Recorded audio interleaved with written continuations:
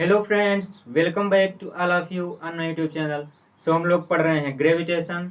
आज की video gravitation theoretical part portion की लास्ट वीडियो होगी। ओके, आज के बाद थ्योरेटिकल पोर्शन है जो ग्रेविटेशन का पूरा कंप्लीट हो जाएगा। स्टार्ट करते हैं आज की वीडियो विथ फ्लूइड्स। फ्लूइड्स क्या होते हैं, हम लोग फ्लूइड्स को कैसे डिफाइन करते हैं। कुछ लोग फ्लूइड्स को समझ लेते हैं कि लिक्विड, कुछ लोग क्या समझते हैं कि fluids means liquid. Okay, but ये नहीं होता, ये गलत है। ओके, हम लोग फ्लूइड्स को कैसे डिफाइन करते हैं वो देख लेते हैं। फ्लूइड्स क्या होता है, दो substances which can flow easily called as the fluids. Means जो सब्सटेंसेस आसानी से फ्लो कर सकते हैं, बह सकते हैं। ओके, उन सब्सटेंसेस को हम लोग क्या कहते हैं, फ्लूइड्स कहते हैं। उसके एग्जाम्पल क्या हो गए, ऑल लिक्विड एंड गैसेज, जो कि इजीली बह सकती हैं, इजीली फ्लो कर सकती हैं। इसीलिए हम लोग बोलते हैं कि all liquid and gases fluids होते हैं। ओके, हमने ये जान लिया कि फ्लूइड्स क्या होता है। तो हम लोग अब ये देख लेते हैं कि क्या जो लिक्विड होते हैं या गैसेज होती हैं, क्या प्रेशर एग्जर्ट कर सकती हैं। All liquid and gases can exert pressure. यहाँ हम लिख सकते हैं एग्जर्ट्स प्रेशर। ओके, कैसे जानेंगे कि प्रेशर एग्जर्ट करती हैं, उसको देख लेते हैं। जैसे कि ये कंटेनर है। ओके, इस कंटेनर में वाटर भरा हुआ है, इस कंटेनर में वाटर भरा हुआ है, मीन्स H2O भरा हुआ है। ओके, इस कंटेनर में H2O भरा हुआ है।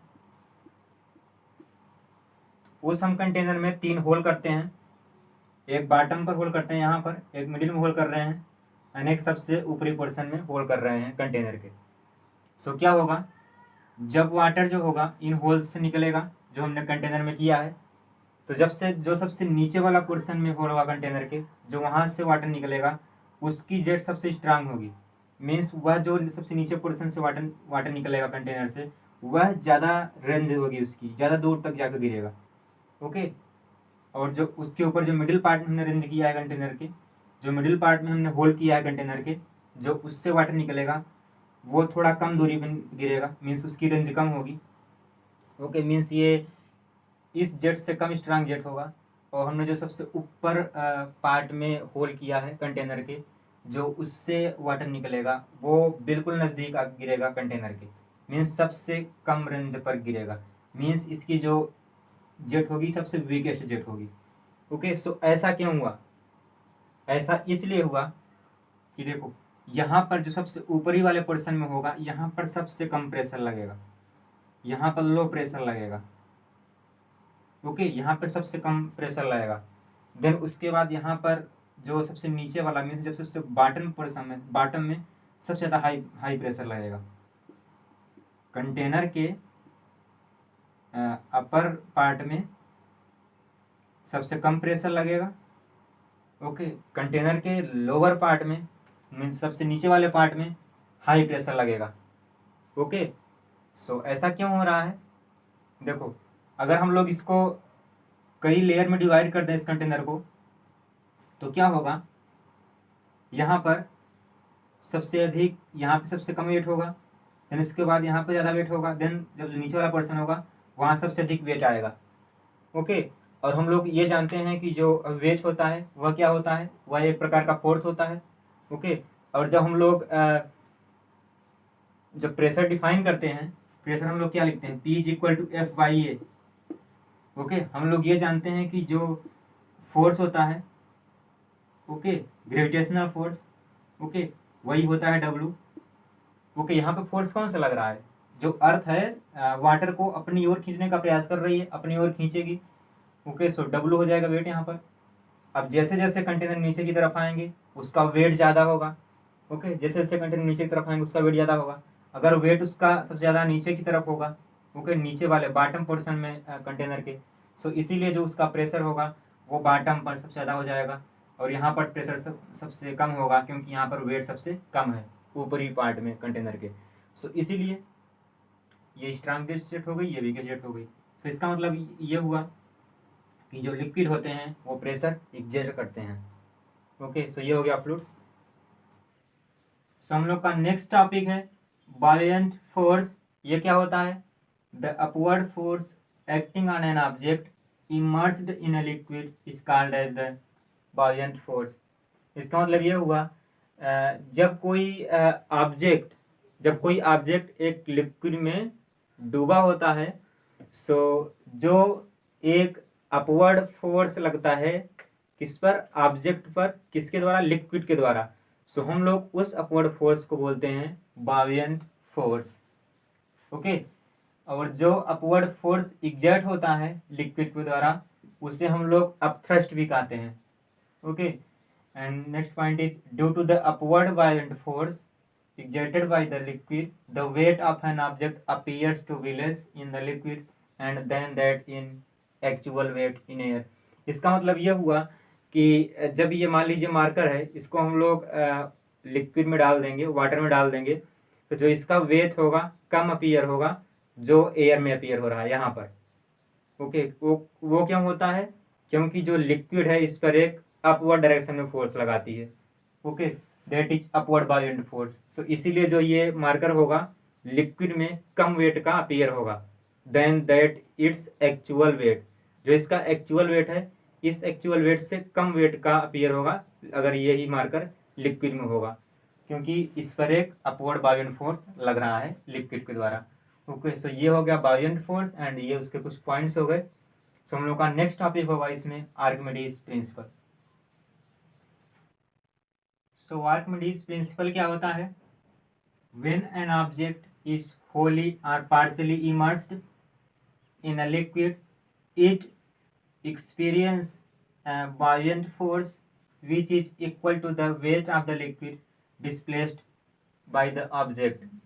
इसका मतलब यह हुआ कि जब कोई भी ऑब्जेक्ट वह पूरी तरीके से लिक्विड में डूबा हुआ है, ओके, या पार्शियली डूबा हुआ है, ओके, सो वह एक बायोएंट फोर्स एक्सपीरियंस करता है, ओके, जो कि इक्वल होता है किसके? जो लिक्विड का वेट डिस्प्लेस्ड हुआ है ऑब्जेक्ट के द्वारा। ओके, सो हम लोग यहाँ पर केवल दो केस कंसीडर करते हैं। वो केस क्या होती हैं? टोटली इमर्स्ड या पार्शियली इमर्स्ड। हम लोग यहाँ पर केवल दो केस कंसीडर करेंगे, that is completely immersed,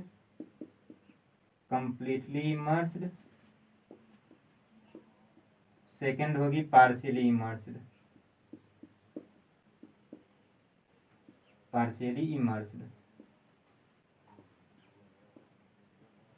okay, completely immersed या पार्शियली इमर्स्ड। सो अब ये देखो, मान लीजिए कोई रबर की बाल है, ओके, यह एक रबर बाल है,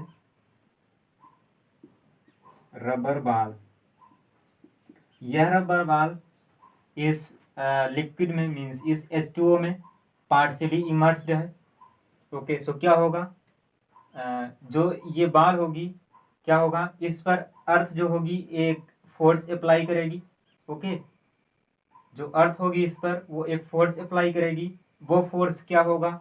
वो फोर्स होगा इसका वेट, इस रबर का बाल का वेट। ओके, क्योंकि जो फोर्स होता है वो जो वेट होता है वो उस ऑब्जेक्ट पर लगने वाला ग्रेविटेशनल फोर्स ही होता है। सो अर्थ जो होगी इस बॉल पर, इस रबर बॉल पर एक फोर्स अप्लाई कर रही है, सो वो उसका वेट होगा, दैट इज W। ओके, और क्या होगा? जो ये लिक्विड होगा इस रबर बॉल पर एक ऊपर की तरफ अपवर्ड बायोएंट फोर्स लगाएगा, सो उसको हम लोग बोल दे रहे हैं FB। सो ओके, ये लिक्विड फोर्स लगा रहा है बाल पर, उसको हम लोग बोल दे रहे हैं FB। सो आर्किमिडीज का प्रिंसिपल क्या कहता है कि जो FV होगा वो इक्वल टू W होगा, मीन्स जो FV होगा वो इक्वल टू W होगा। इसका मतलब क्या हुआ? ये होगा और यही इक्वल होगा किसके? To the weight of the liquid displaced by the ball. Okay, लिख लेते हैं यहाँ पर इधर से लिखते हैं F V is equal to W होगा, ओके, इज इक्वल टू होगा किसके, to the weight of the liquid, to the weight of the liquid displaced by the ball, displaced by the ball। इसका मतलब क्या हुआ कि ये जब कोई रबर बॉल है ना, अगर ये पार्शली इमर्स्ड है इस लिक्विड में, मीन्स इस H2O में जो कंटेनर भरा हुआ है, सो क्या होगा, जो उस पर लगने वाला बायेंट फोर्स होगा, ओके, वो इक्वल होगा उस ऑब्जेक्ट के वेट के, ओके, और यही बायेंट फोर्स इक्वल होगा जो जितना वेट लिक्विड का डिस्प्लेस्ड हुआ है, ओके, मीन्स उस रबर बॉल पर लगने वाला बायेंट फोर्स जो ऊपर की ओर लग रहा है वो इक्वल होगा उस रबर बॉल के वेट के, ओके, और यही वेट इक्वल होगा to the weight of the liquid displaced by the ball. जितना वेट मतलब जितना वाटर इस कंटेनर से बाहर आएगा अगर, ओके, तो जितना उस लिक्विड का वेट होगा, जितना उस वाटर का वेट होगा, वो इक्वल होगा किसके, एफ वी के, ओके। एक बार फिर इसको देख लेते हैं। ये कोई रबर बॉल है जो इस कंटेनर में भरे हुए वाटर में पार्शियली इमर्स्ड है, ओके, सो क्या होगा, इस रबर बॉल पर एक अपवर्ड फोर्स लगेगा, that is buoyant force, okay. So Archimedes ने क्या बताया कि जो ये बायेंट फोर्स होगा वो इक्वल होगा किसके, इस रबर बॉल के वेट के, ओके, और यही बायेंट फोर्स किसके इक्वल होगा, to the weight of the liquid displaced by the ball. जितना जितना वेट का वाटर डिस्प्लेस्ड होगा इस रबर बॉल के द्वारा। सो ये हो गया आर्किमिडीज प्रिंसिपल, ओके। सो हम लोग का नेक्स्ट टॉपिक है इसमें डेंसिटी। डेंसिटी क्या होता है किसी ऑब्जेक्ट का, किसी ऑब्जेक्ट की डेंसिटी को हम लोग कैसे डिफाइन करते हैं। किसी ऑब्जेक्ट की डेंसिटी होती है in a given volume how much mass exists is called its density. इसका मतलब यह हुआ कि किसी दिए हुए वॉल्यूम में उस ऑब्जेक्ट का कितना मास एग्जिस्ट कर रहा है, हम लोग उसको बोलते हैं डेंसिटी। सो डेंसिटी को हम लोग कैसे फॉर्मुलेट करेंगे, सो हम लोग फॉर्मुलेट कर सकते हैं डेंसिटी को, density is equal to, okay, ये कोई वॉल्यूम दिया हुआ है, उस वॉल्यूम में कितना मास एग्जिस्ट कर रहा है, that is called as density, okay. So density का एसआई यूनिट क्या हो जाएगा, मास का एसआई यूनिट होता है किलोग्राम, वॉल्यूम का एसआई यूनिट होता है मीटर क्यूब, ओके। सो ये इसको हम लोग लिख सकते हैं kilogram metre minus cube. So density का ऐसा यूनिट हो जाएगा किलोग्राम पर मीटर क्यूब, ओके। और एक इसमें पॉइंट याद रखना कि किसी भी लिक्विड की, अगर किसी लिक्विड की डेंसिटी ज़्यादा है तो उसका जो बायेंट फोर्स होगा वो ज़्यादा होगा। सो इसमें नेक्स्ट पॉइंट है, if density of object is less than density of liquid then object will float. इसका मतलब यह हुआ कि अगर किसी ऑब्जेक्ट की जो डेंसिटी है वो कम है लिक्विड की डेंसिटी से, ओके, सो क्या होगा, वो ऑब्जेक्ट फ्लोट करेगा, okay. If density of object is less than density of if density of object greater than density of liquid, so क्या होगा, object will sink, means object उस liquid में डूब जाएगा, ओके। सो ये हो गया डेंसिटी। हम लोगों का अगला इसमें टॉपिक होगा रिलेटिव डेंसिटी। सो हम लोगों का ये लास्ट टॉपिक है ग्रेविटेशन चैप्टर का। वो क्या है, it is the ratio of density of a substance to the density of water. इसका मतलब ये हुआ, रिलेटिव डेंसिटी मतलब क्या हुआ, किसी दो थिंग्स की, किसी दो चीज़ की डेंसिटी को हम जो रिलेट कर रहे हैं उसी को बोलते हैं relative density, okay. So relative density होता क्या है, it is the ratio of, यह रेशियो होता है किसका, किसी सब्सटेंस की डेंसिटी और वाटर की डेंसिटी का, ओके। सो हम लोग ये बोल सकते हैं रिलेटिव डेंसिटी को, रिलेटिव डेंसिटी ये क्या हो जाएगी, रिलेटिव डेंसिटी ये हो जाएगी किसी सब्सटेंस की density upon density of water. किसी सब्सटेंस की डेंसिटी और वाटर की डेंसिटी का जो रेशियो है वो होता है रिलेटिव डेंसिटी। तो ये हो गया। अब ds, किसी सब्सटेंस की डेंसिटी को हम लोग क्या लिख सकते हैं, डेंसिटी क्या होता है, वो होता है मास और वॉल्यूम। तो सब्सटेंस की जो डेंसिटी हो जाएगी वो हो जाएगी उस सब्सटेंस का मास अपॉन उस सब्सटेंस का वॉल्यूम। और वाटर की डेंसिटी क्या हो जाएगी, किसी वाटर का मास अपॉन उसी वाटर का वॉल्यूम। तो कुछ ये हो गया। इसको फर्दर हम लोग सिंप्लीफाई कर ले रहे हैं, तो रिलेटिव डेंसिटी क्या आ जाएगी, वो आ जाएगी ms into VW upon VS into MW। यहाँ पर ms क्या है, मास ऑफ सब्सटेंस है, VW क्या है, मास ऑफ वाटर है, ओके। और VS क्या है, वॉल्यूम है सब्सटेंस का, MW क्या है, मास है किसका, वाटर का। सो हम लोग इसको लिख सकते हैं, लैंग्वेज में लिखना चाहें तो relative density is equal to हो जाता है mass of substance into volume of water,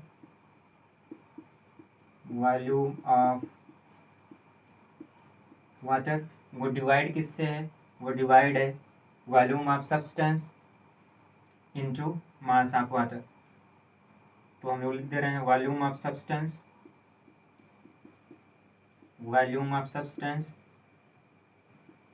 into mass of water.